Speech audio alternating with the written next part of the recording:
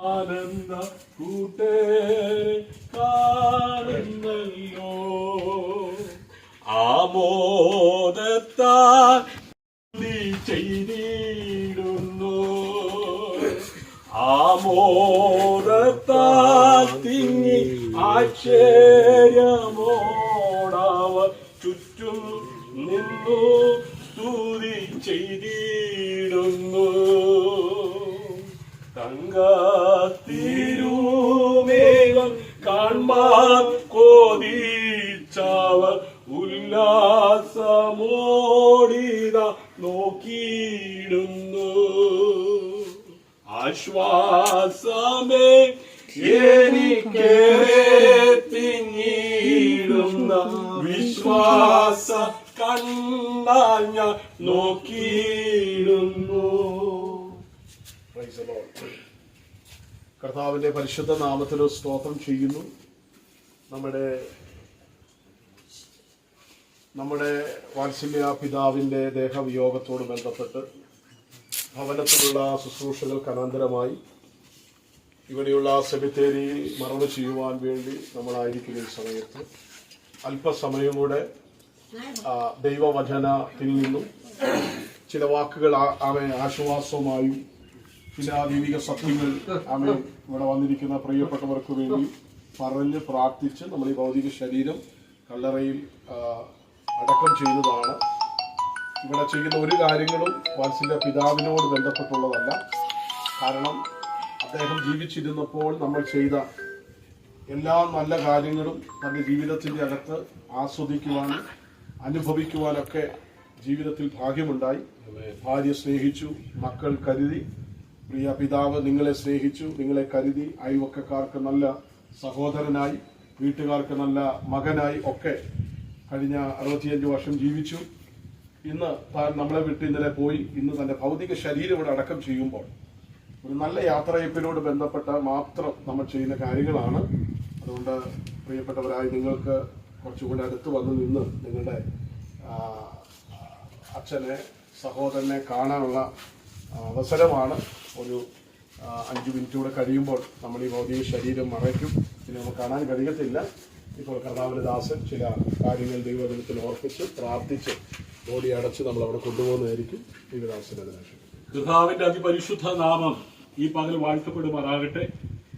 പ്രിയമുള്ളവരെ, ഇന്ന് നാം വാത്സല്യ പിതാവിന്റെ വേർപാടിനോടുള്ള ബന്ധത്തിൽ ഇന്നലെയും ഇന്നുമായി ഭവനാങ്കണത്തിൽ ദുഃഖത്തിലും നിരാശയിലും ഒക്കെ ആയിരുന്നു. എന്നാൽ അവിടെ ഇന്ന് പ്രഭാതത്തിൽ കർത്താവിന്റെ ദാസന്മാരും ദൈവസഭയും ഒരുമിച്ച് ഒരു യാത്രയപ്പ് നൽകി ഇനി ഒടുവിലായി നമ്മുടെ പിതാവിനെ ശ്മശാനത്തിൽ അടക്കം ചെയ്യുവാനായിട്ടാണ് നമ്മളിവിടെ കൂടി വന്നിരിക്കുന്നത്. ഇത് എളുപ്പത്തിൽ പറഞ്ഞ് മറക്കാൻ കഴിയുന്ന ഒരു നിമിഷമല്ല. ഒരു കുടുംബത്തിന് വളരെ വേദന നിറഞ്ഞ സമയമാണ്. ഒരു പിതാവിനെ ഒരു സ്നേഹമുള്ള മനുഷ്യനെ വിട പറയേണ്ട ഒരു നിമിഷം. ഈ നിശബ്ദമായി നിൽക്കുമ്പോൾ ഹൃദയത്തിനകത്ത് പറഞ്ഞു തീർക്കുവാൻ കഴിയാത്ത കണ്ണുനീര്, മറക്കുവാൻ കഴിയാത്ത ഓർമ്മകൾ, ഈ വേർപാട് നമ്മെ ജീവിതത്തിന്റെ ഒരു വലിയ സത്യത്തിലേക്ക് നയിക്കുകയാണ്. ഈ നിമിഷത്തിൽ നാം ഓർക്കേണ്ട ഒരു സത്യമുണ്ട്. നാം ഈ നിൽക്കുന്ന സ്ഥലം ഒരു പരാജയത്തിന്റെ സ്ഥലമല്ല. ഒരു വാഗ്ദത്തത്തിന്റെ മുമ്പിലാണ് ഈ പിതാവ് ഇപ്പോൾ മൗനമായി കിടക്കുന്നത്. താൻ ജീവനോട് ഇരുന്നപ്പോൾ കേട്ട ഒരു വാഗ്ദത്തമുണ്ട്. എന്താണെന്ന് ചോദിച്ചാൽ, ഞാനാണ് വഴി, ഞാനാണ് സത്യം, ഞാനാണ് ജീവൻ.